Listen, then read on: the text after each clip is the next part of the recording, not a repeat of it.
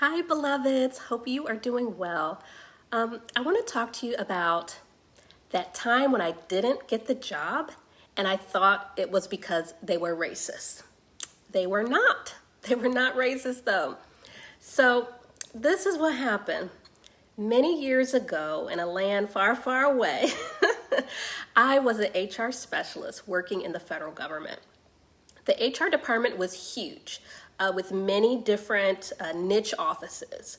And because of my extensive experience, another HR office would often ask me to help them out on some of their projects. So I got to know that office really well.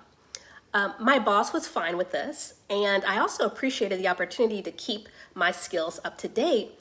And also, I thought that that office may be a good fit to apply to in the future for promotion. So for me, it was a win-win. It worked out well. Well, one day that promotion came up, and I knew exactly how to get the job and do everything right. Because outside of that federal job, I had a nice private practice helping people get jobs, get raises, and promotions. So I had absolute confidence in myself, right? So I practiced my interviewing. I figured out exactly what they were going to ask me based on my history with them, based on my resume and the job vacancy. And then when I got to the interview, I was ready.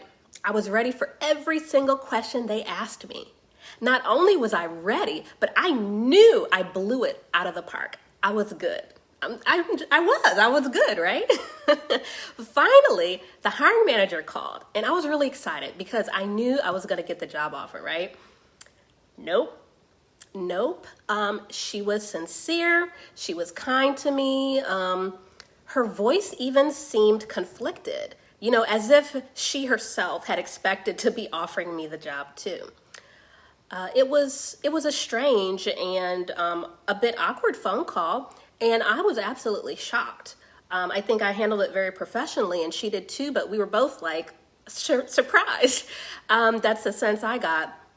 And so why in the world would they not offer me the job when I was obviously the best fit, I had everything they wanted, and because they had seen my work firsthand, they knew it. So what's the problem? I'm good enough to help you with your special projects and everything, but not good enough for the job itself. So after thinking about it, I was like, oh, I know why. Because all y'all are racist. Why else? You were just racist, Like, why else? For real. So again, I was shocked. I was mad. And to be honest, my feelings were hurt. These were people I had worked with. So next thing that happened, I knew this guy on their team very well. He and I were very tight. Have you heard of the term work husband? Well, at this job, he was mine. And if you haven't heard that term, do look it up. It's nothing sexual, but it is a significant workplace type of relationship. That was my work husband. So anyway, because he and I were so tight, he was not one of the people who interviewed me, but I had asked him, to ask his colleagues, like, why wasn't I selected? I asked him to see what happened. Can you kind of help me understand? And so he did. He, talked to certain people who were at the interview to kind of get a sense, talk to he talked to whoever. When he comes back to me with the news, he was flabbergasted. He struggled to explain to me what happened. And so, in short, I was too perfect, too practiced. When the team who interviewed me, when they were debriefing about me, no one could find any fault, and that made them nervous.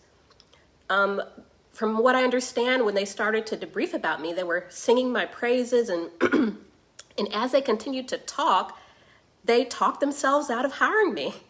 It was kind of like, if it's too good to be true, then it is. What was I hiding? Would my perfection intimidate the others? Did my confidence tip over into arrogance? Would other people be comfortable continuing to work with me in this new capacity? Being qualified isn't just enough. It's about the work. It's about the people. So after talking it through with him and reflecting on everything myself, I knew in my heart the hiring manager and the team were right. Calling them racist in my mind was a knee-jerk response to me being disappointed and shocked. And I knew they weren't racist because I'd worked with them many times and they were a really awesome team. And that's one of the reasons why I wanted to join them formally. To be honest, I had practiced the daylights out of my interview. As I said, I was able to figure out everything they were going to ask me, and I was right. I answered everything perfectly. But I didn't know until this experience that it was even possible to be too polished, too confident, too perfect. And sometimes I still struggle with that a bit. But I learned a lot in this experience. And it was a hard lesson to learn. That promotion would have given me an over 15K salary increase because it was 2 grade levels higher than what I currently was. But I still qualified. A few years later, a few months later, I did get that salary increase. But I had to leave the federal agency I was at to do it. I had to start fresh at a new federal agency. So remember, by the time you get to the interview, it's not about, are you qualified? You're being interviewed because they already believe you can do the work.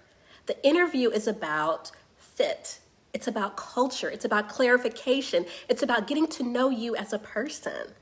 It's about helping the employer understand, if you truly want the job and why, or if you're just applying because it's one of 50 or 100 other jobs you've just thrown your resumes out to.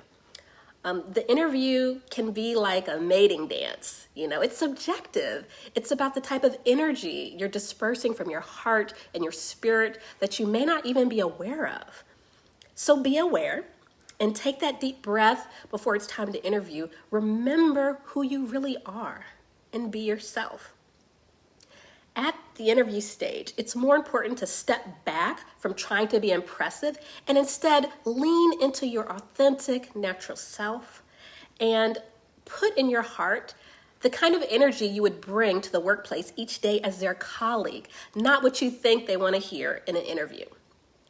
This is why it's just so important to take care of our career wellness. Take our career wellness seriously. I wasted energy being angry and confused. I wasted energy making unfair assumptions about people that were simply not true. It took focused strength to get my mindset back into a good place so I wouldn't make that same mistake. And once I did that, like I said, I was able to get that promotion I wanted, but I had to go to another agency and start over. So this is not the only mistake I've made. I've made others.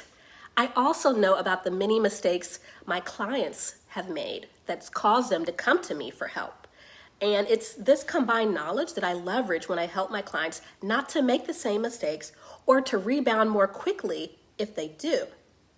So remember, your career situation directly impacts your financial, emotional, physical, and spiritual wellness. And if you value your wellness, just private message me to learn more about scheduling a spiritual career direction visit with me.